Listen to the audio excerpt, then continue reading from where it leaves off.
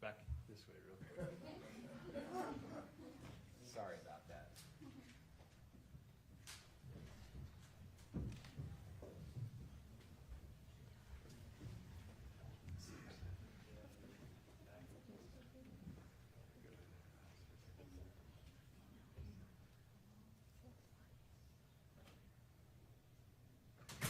Please be seated. That'll just give more time to get some more caffeine. Could you maybe let the jury know that the reason we have to do that is my son went to use the bathroom, and she went to the bathroom. I'm happy to do so. Judge, What has to be done? Yeah, I don't think they did. Judge, can I come and turn the lectern before making a Of big course. scene? Yep.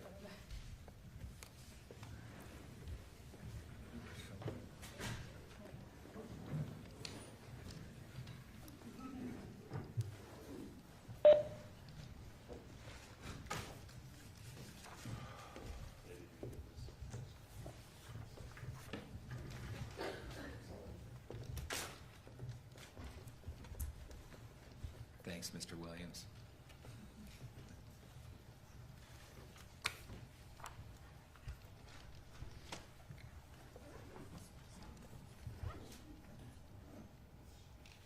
That was just a dress rehearsal. There we go. Now we're on practice.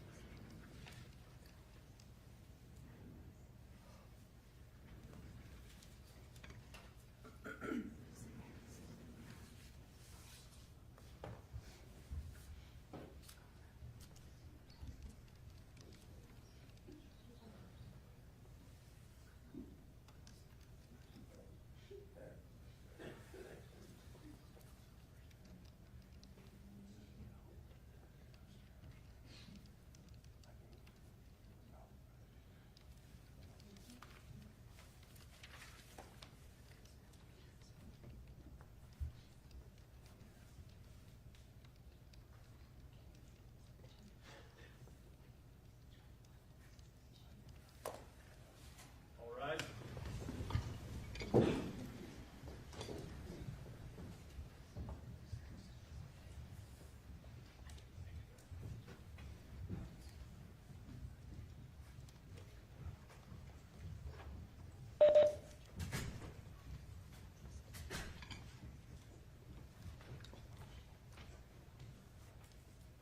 Please be seated. Court will go on the record on case number 251-401-132, State of Utah versus Meggan Sundwall. Ladies and gentlemen of the jury, thank you for your patience. Sorry about that initial dress rehearsal. Sundwall was in the bathroom, so we're all ready to go. Hope you all had a good weekend. We're going to go through closing instructions right now. You've each got your binders. We're going to read through every instruction together, after which we're going to hear closing arguments, and then you will be excused to deliberate. Once again, we all thank you for your attention and efforts in this matter. If you could please turn to instruction number 13.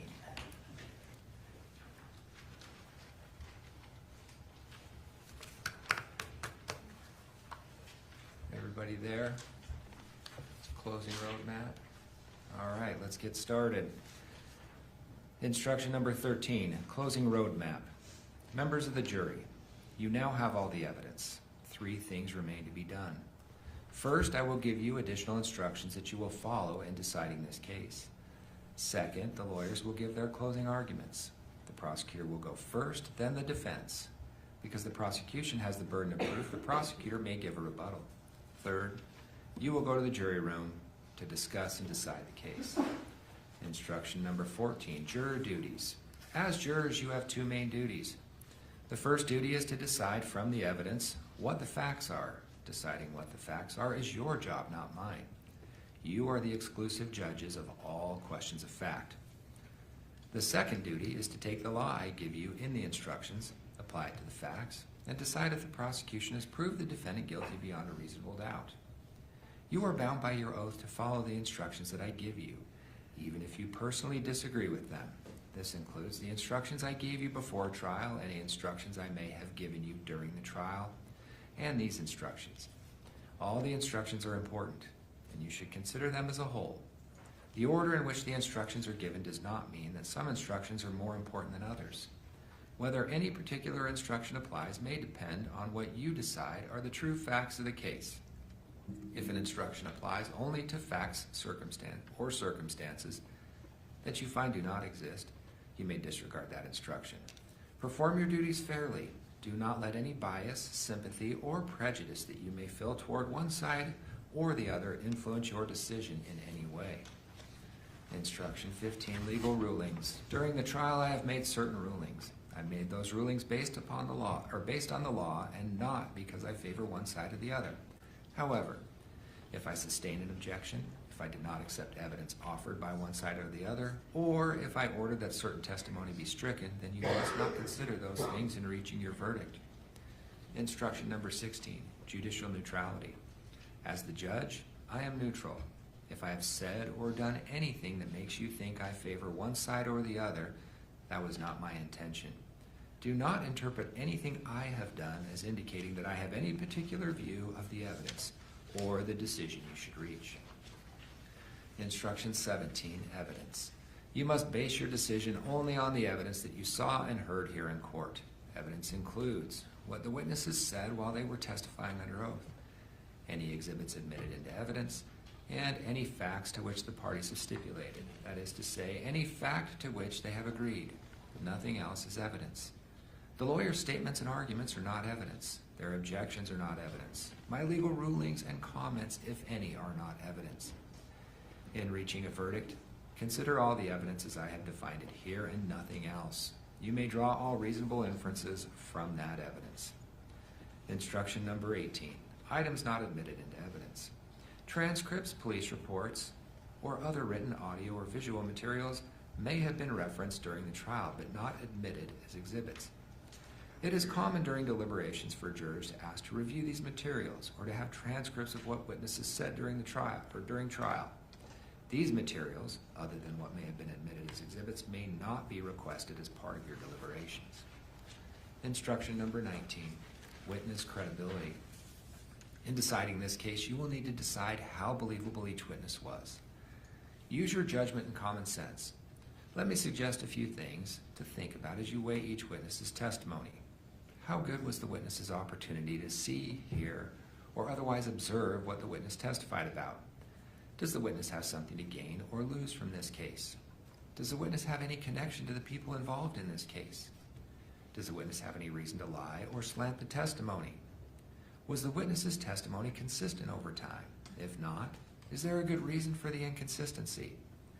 If the witness was inconsistent, was it about something important or unimportant? How believable was the witness's testimony in light of other evidence at trial? How believable was the witness's testimony in light of human experience? Was there anything about the way the witness testified that made the testimony more or less believable? In deciding whether or not to believe a witness, you may also consider anything else you think is important. You do not have to believe everything that a witness said. You may believe part and disbelieve the rest. On the other hand, if you are convinced that a witness lied, you may disbelieve anything the witness said. In other words, you may believe all, part, or none of a witness's testimony. You may believe many witnesses against one or one witness against many. In deciding whether a witness testified truthfully, remember, no one's memory is perfect. Anyone can make an honest mistake. Honest people may remember the same thing, same event differently. Instruction number 20, fact and expert witnesses. There are two types of witnesses, fact witnesses and expert witnesses. Usually a fact witness can testify only about the facts that he or she can see, hear, touch, taste, or smell. An expert witness has scientific, technical, or other special knowledge that allows the witness to give an opinion. An expert's knowledge can come from training, education, experience, or skill. Experts can testify about facts and they can give their opinion in their area of expertise. You may have to weigh one expert's opinion against another's. In weighing the opinions of the experts, you may look at their qualifications, the reasoning processes the experts used, and the overall credibility of their testimony. You may also look at things like bias, consistency, and reputation. Use your common sense in evaluating all witnesses, including expert witnesses. You do not have to accept an expert's opinion. You may accept it all, reject it all, or accept part of it and reject part. Give it whatever weight you think it deserves. Instruction number 21, testimony of a law enforcement officer. You have heard the testimony of one or more law enforcement officers. The fact that a witness is employed in law enforcement does not mean that his or her testimony deserves more or less consideration than that of any other witness. It is up to you to give any witness's testimony whatever weight you think it deserves. Instruction number 22, direct and circumstantial evidence. Facts may be proved by direct or circumstantial evidence. The law does not treat one type of evidence as better than the other. Direct evidence can prove a fact by itself. It usually comes from a witness who perceived firsthand the fact in question. For example, if a witness testified that he looked outside and saw it was raining, that would be direct evidence that it had rained. Circumstantial evidence is indirect evidence. It usually comes from a witness who perceived a set of related events, but not the fact in question. However, based on that testimony, someone could conclude that the fact in question had occurred. For example, if a witness testified that she looked outside and saw the ground was wet and people were closing their umbrellas, that would be circumstantial evidence that it had rained. Before you can find the defendant guilty of any charge, there must be enough evidence, direct, circumstantial, or some of both, to convince you of the defendant's guilt beyond a reasonable doubt. It is up to you to decide. Instruction number 23, presumption of innocence. Remember, the fact that Meggan Sundwall is charged with a crime is not evidence of guilt. In addition, the defendant does not have to prove anything. The defendant does not have to testify, call witnesses, or present evidence. Indeed, the law presumes that the defendant is not guilty of the crime charged. The presumption of innocence persists in favor of the defendant unless the prosecution's evidence convinces you beyond a reasonable doubt that the defendant is guilty. The prosecution carries the burden of proof at all times, and the prosecution must prove each and every element of a crime beyond a reasonable doubt. Until the prosecution has satisfied that burden, you must presume the defendant is not guilty. Instruction number 24, beyond a reasonable doubt. The prosecution has the burden of proving the defendant guilty beyond a reasonable doubt. Proof beyond a reasonable doubt is proof that leaves you firmly convinced of the defendant's guilt. There are very few things in this world that we know with an absolute certainty, and in criminal cases, the law does not require proof that overcomes every possible doubt. If the evidence leaves you firmly convinced that the defendant is guilty of the crime charged, you must find the defendant guilty. On the other hand, if there is a real possibility that the defendant is not guilty, you must give the defendant the benefit of the doubt and return a verdict of not guilty. Instruction number 25. Defendant chose not to testify. A person accused of a crime may choose whether or not to testify. In this case, the defendant chose not to testify. Do not hold that choice against the defendant. Do not try to guess why the defendant chose not to testify. Do not consider it in your deliberations. Decide the case only on the basis of the evidence. The defendant does not have to prove that he is not guilty. That she is not guilty. The prosecution must prove the defendant's guilt beyond a reasonable doubt. Instruction number 26. An offense requires both conduct and mental state. A person cannot be found guilty of a criminal offense unless the prosecutor proves that the person's conduct is prohibited by law and, at the time the conduct occurred, the person demonstrated a particular mental state specified by law. Conduct can mean both an act or the failure to act when the law requires a person to act. An act is a voluntary movement of the body and can include speech. As to the mental state requirement, the prosecution must prove that at the time the person acted or failed to act, he or she did so with a particular mental state. For a criminal offense, the law defines what kind of mental state the person had to have, if any. For some crimes, the defendant must have acted intentionally or knowingly. For other crimes, it is enough that the defendant acted recklessly, with criminal negligence, or with some other specified mental state. Shortly, I will instruct you on the specific conduct and the mental state that the prosecution must prove beyond a reasonable doubt before the defendant can be found guilty of a crime. Instruction number 27, inferring the mental state. The law requires that the prosecutor prove beyond a reasonable doubt that the defendant acted with a particular mental state. Ordinarily, there is no way that a person's mental state can be proved directly because no one can tell what another person is thinking. A person's mental state can be proved indirectly from the surrounding facts and circumstances. This includes things like what the person said, what the person did, and any other evidence that shows what was in the person's mind. Instruction number 28, consideration of multiple offenses. Meggan Sundwall has been charged with more than one crime. It is your duty to consider each charge separately. You do not need to consider the charges in any particular order. For each crime charge, consider all of the evidence related to that charge. Decide whether the prosecution has presented proof beyond a reasonable doubt that the defendant is guilty of that particular crime. Your verdict on one charge does not determine your verdict on any other charge. Instruction number 29, do not consider punishment. In making your decision, do not consider what punishment could result from a verdict of guilty. Your duty is to decide if the defendant is guilty or not guilty. Punishment is not relevant to that decision. Instruction number 30, defendant's charges. Meggan Sundwall is charged with the following crimes. Count 1, aggravated murder. Count 2, obstruction of justice. To these charges, the defendant has entered pleas of not guilty. These pleas cast upon the state the burden of proving beyond a reasonable doubt all of the elements of the crimes charged. These elements are set forth in the following instructions. Instruction number 31, count 1, lesser included offense. Count 1 charges the defendant with aggravated murder. Manslaughter is a lesser included offense of that charge. As you deliberate, you must determine whether the defendant is guilty of aggravated murder, guilty of manslaughter, or not guilty of either offense.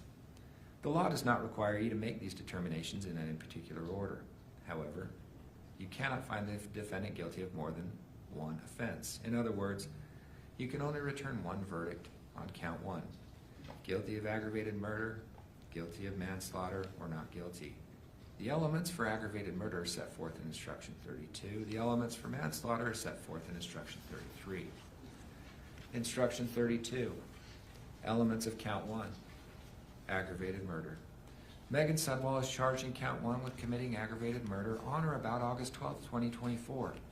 You cannot convict her of this offense unless, based on the evidence, you find beyond a reasonable doubt that each of the following elements.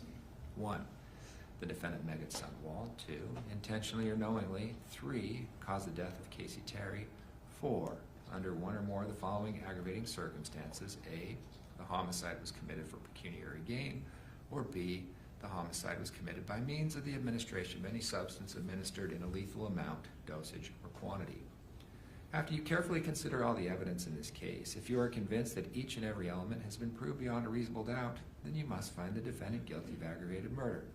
On the other hand, if you are not convinced that each and every element has been proved beyond a reasonable doubt, then you must find the defendant not guilty of aggravated murder. To find the defendant guilty of aggravated murder, you must unanimously agree the prosecution has proven at least one aggravating circumstance listed in element 4 beyond a reasonable doubt. You must also unanimously agree which circumstance or circumstances the state has proven. Instruction number 33, elements to the lesser included offense of manslaughter. You have been instructed that manslaughter is a lesser included offense of aggravated murder. You cannot convict Meggan Sundwall of manslaughter unless, based on the evidence, you find beyond a reasonable doubt each of the following elements. 1. The defendant Meggan Sundwall. 2. With knowledge that another individual intended to commit suicide or attempt to commit suicide. 3. Intentionally aided the individual to commit suicide. After you carefully consider all the evidence in this case, if you are convinced that each and every element has been proved beyond a reasonable doubt, then you must find the defendant guilty of manslaughter. On the other hand, if you are not convinced that each and every element has been proved beyond a reasonable doubt, then you must find the defendant not guilty of manslaughter. Instruction number 34, elements of count 2, obstruction of justice. Meggan Sundwall is charged in count 2 with committing obstruction of justice on or between August 12, 2024 and August 19, 2024. You cannot convict her of this offense unless, based on the evidence, you find beyond a reasonable doubt each of the following elements. 1. The defendant Meggan Sundwall. 2. with the intent to hinder, delay, or prevent the investigation, apprehension, prosecution, conviction, or punishment of any person regarding conduct that constitutes a criminal offense. 3, did one or more of the following: A, altered, destroyed, concealed, removed any item or other thing, namely deleted text messages, between the defendant Kacee Terry, or B, provided false information regarding the conduct constituting an offense or any other material aspect of the investigation, namely lied to law enforcement. After you carefully considered all the evidence in this case, if you are convinced that each and every element has been proved beyond a reasonable doubt, then you must find Meggan Sundwall guilty of obstruction of justice. On the other hand, if you are not convinced that each and every element has been proved beyond a reasonable doubt, then you must find her not guilty of obstruction of justice. To find the defendant guilty of obstruction of justice, you must unanimously agree the prosecution has proven at least one act listed in element 3 beyond a reasonable doubt. You must also unanimously agree which acts or acts the state has proven. You must also unanimously agree which criminal offense investigation she obstructed. You will reflect your decisions on the verdict form. Instruction number 35, definition of intentionally. You are instructed that a person acts intentionally or with intent when her conscious objective is to cause a certain result. Instruction number 36, definition of knowingly. For purposes of count 1, aggravated murder, a person acts knowingly or with knowledge when the person is aware that her conduct is reasonably certain to cause a particular result. For the lesser included offense of manslaughter, a person acts with knowledge when the person is aware of the nature of her conduct or is aware of the particular circumstances surrounding her conduct. Instruction number 37, usual and ordinary meanings. Unless these instructions give a definition, you should give all words their usual and ordinary meanings. Instruction number 38, other definitions of terms. For pecuniary gain means the acquisition of money or something of monetary value. Aid means the act of providing the physical means and does not include the withholding or withdrawal of life-sustaining treatment procedures. Providing means to administer, prescribe, distribute, or dispense. Cause the death means that the defendant's conduct was a substantial factor in bringing about the death of another, even if it can be shown that some other factor also contributed in a substantial degree to the death, as long as the other factor was foreseeable. The death would not have occurred but for the defendant's conduct, and a reasonable person would have foreseen that the defendant's conduct would have resulted in death. Instruction number 39, evidence of other acts by the decedent. You have heard evidence that the decedent, Kacee Terry, may have unlawfully used her grandparents' funds before the incident charged in this case. This evidence was not admitted to prove a character trait of Kacee Terry or to show that she acted in a manner consistent with that trait. You may consider this evidence, if at all, for a limited purpose of determining whether Kacee Terry had a motive to die by suicide. Keep in mind that Kacee Terry is not on trial in this case. Instruction number 40, evidence of defendant's background. You have heard evidence that Ms. Sundwall is a registered nurse. You may consider this evidence, if at all, to determine her mental state at the time of the alleged offense. However, you must not consider Ms. Sundwall's background as a nurse and as requiring a special duty to provide medical care beyond that of an ordinary person. Instruction number 41, closing arguments. When the lawyers give their closing arguments, keep in mind that they are advocating their views of the case. What they say during their closing arguments is not evidence. If the lawyers say anything about the evidence that conflicts with what you remember, you are to rely on your memory of the evidence. If they say anything about the law that conflicts with these instructions, you are to rely on these instructions. Instruction number 42, jury deliberations. After the attorneys have completed their closing arguments, the bailiff will escort you to the jury room, and you may commence your deliberations. When you have agreed and the verdict form has been signed, please notify the bailiff. Do not reveal your decisions to the bailiff. The foreperson must keep the form in his or her possession until I instruct you otherwise. Instruction number 43, jury deliberations, unanimous agreement. Because this is a criminal case, every single juror must agree with the verdict before the defendant can be found guilty or not guilty. That is, you must be unanimous in your verdict for each count charged. To help you in reaching unanimous agreement, I recommend that you not commit yourselves to a particular verdict before discussing all the evidence. In addition, you may not use methods of chance, such as drawing straws or flipping a coin. Rather, in the jury room, consider the evidence and speak your minds with each other. Listen carefully and respectfully to each other's views, and keep an open mind about what others have to say. If there is a difference of opinion about the evidence or the verdict, do not hesitate to change your mind if you become convinced that your position is wrong.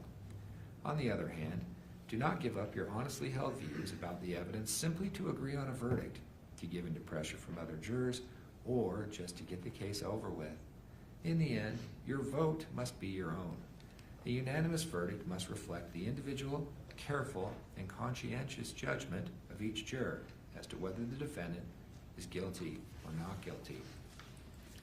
Instruction number 44, four-person duties. Among the first things you should do when you go to the jury room is to deliberate is to appoint someone to serve as the jury foreperson.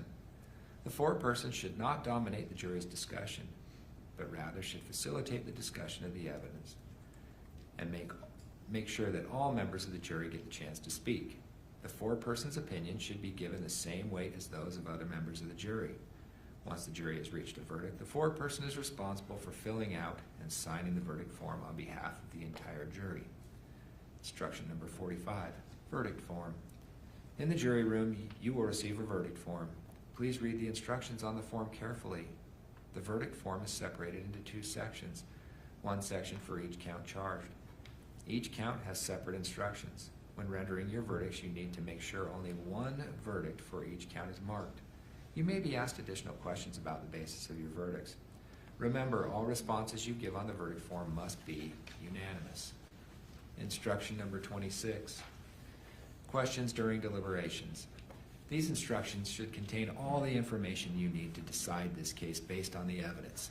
However, if you have a question or need clarifications during deliberations, write a note and give it to the bailiff. I will review it with the lawyers. We will answer your question as appropriate. I will now read the verdict form that you will consider. Read the instructions carefully. Be sure to mark only one verdict for each count. Count 1, aggravated murder. We the jury unanimously find the defendant, Meggan Sundwall, is not guilty. Guilty of manslaughter. Guilty of aggravated murder. If you marked guilty of aggravated murder, you must answer inquiry A. Inquiry A. You must only answer this inquiry if you marked guilty of aggravated murder. We the jury unanimously agree the prosecution has proved the following aggravating circumstances beyond a reasonable doubt. Check all that apply. Your decision to mark any aggravating circumstance must be unanimous. This homicide was committed for pecuniary gain. The homicide was committed by means of the administration of any substance administered in a lethal amount, dosage, or quantity. Count 2, obstruction of justice. We the jury unanimously find the defendant, Meggan Sundwall, is not guilty of obstruction of justice. If you mark guilty, you must answer inquiry B and inquiry C on the next page. Inquiry B. We, the jury, unanimously agree the prosecution has proved the following acts beyond a reasonable doubt. Check all that apply. Your decision to mark any act must be unanimous. Defendant altered, destroyed, concealed, or removed any item or anything, namely deleted text messages between defendant Kacee Terry. Defendant provided false information regarding the conduct constituting an offense or any material aspect of the investigation, namely lied to law enforcement. Inquiry C. We, the jurors impaneled in the above case, have found that Meggan Sundwall, guilty beyond a reasonable doubt of obstruction of justice as to count 2 of the information, unanimously find beyond a reasonable doubt the defendant obstructed the investigation of the following criminal offense. Choose one. Your decision must be unanimous. Aggravated murder, manslaughter. Those are your instructions. You can refer to them as needed. Is the state ready to proceed? We are, thank you, Your Honor.